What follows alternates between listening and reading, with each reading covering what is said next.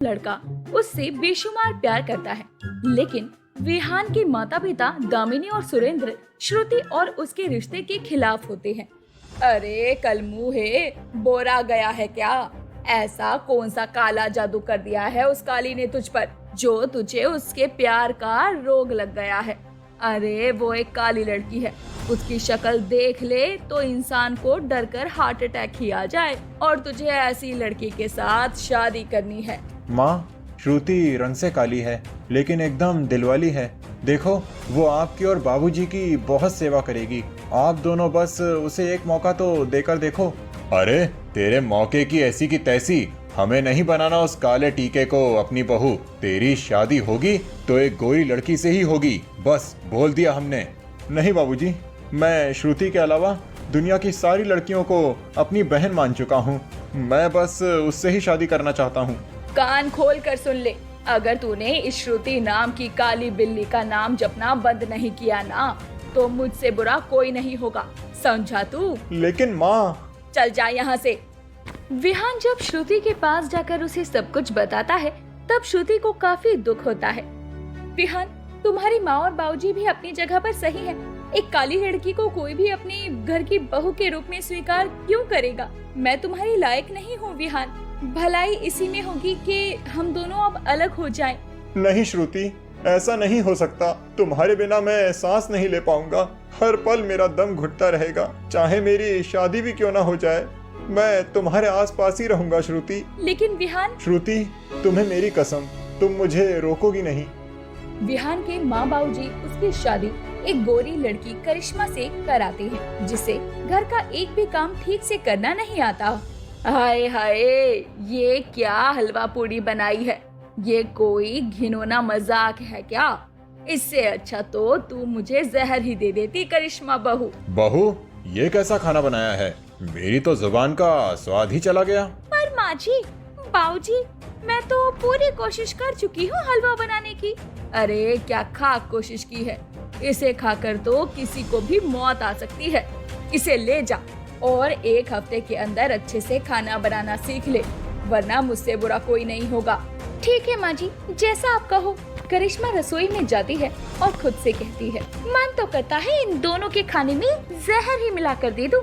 दोनों के दोनों एक नंबर के चटोरे हैं। दिन रात बस चरने को दे दो इन्हें। एक भैंस है तो दूसरा सांड। खैर, मुझे तो बस जल्दी से विहान से उसकी सारी जायदाद अपने नाम करवानी है और फिर मैं माला माल हो जाऊंगी, जिसके बाद मैं विहान को छोड़ दूंगी और अपनी जिंदगी ऐश से जीऊंगी, ऐश से।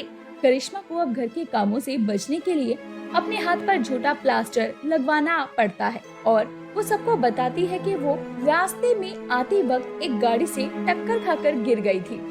करिश्मा, तुम जितना हो सके उतना आराम करो, बाकी किसी चीज की चिंता मत करो। लेकिन विहान, घर के काम?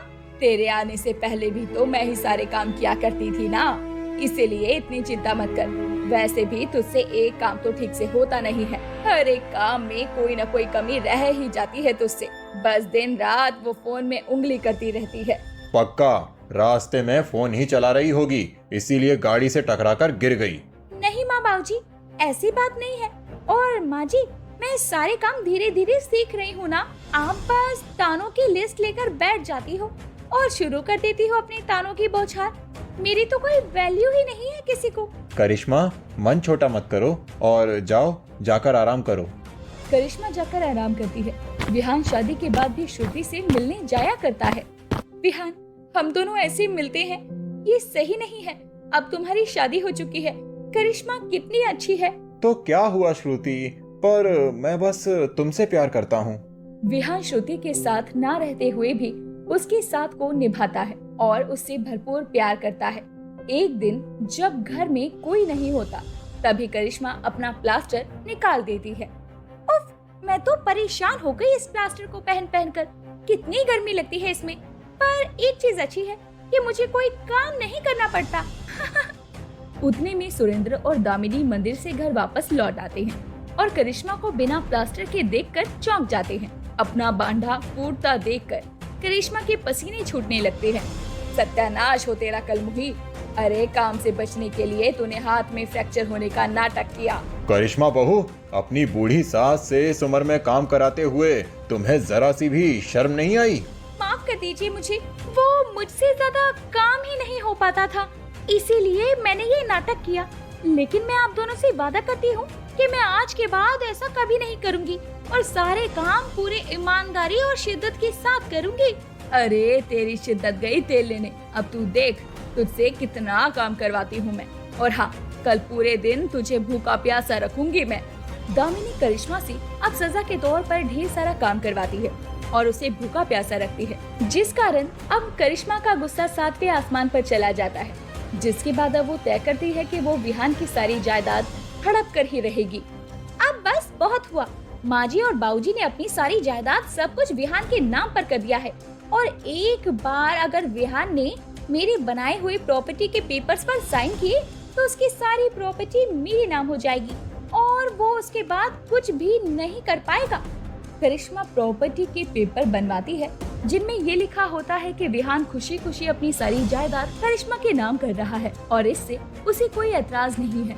लेकिन श्रुति करिश्मा को कोर्ट के बाहर निकलते हुए देख लेती है और वो उसके पीछे जाती है और उसकी बातें सुन लेती है। अब मैं विहान को उसकी कॉफी में ऐसी दवाई मिलाकर दूंगी जिसके बाद वो पूरी तरह सम्मोहित हो जाएगा और मैं जो भी बोलूंगी वही करेगा और फिर मैं उसे कहूंगी कि इन जायदाद के कागजातों पर दस्तखत कर दे, जिसके बाद उसकी सारी जायदाद मेरी हो जाएगी।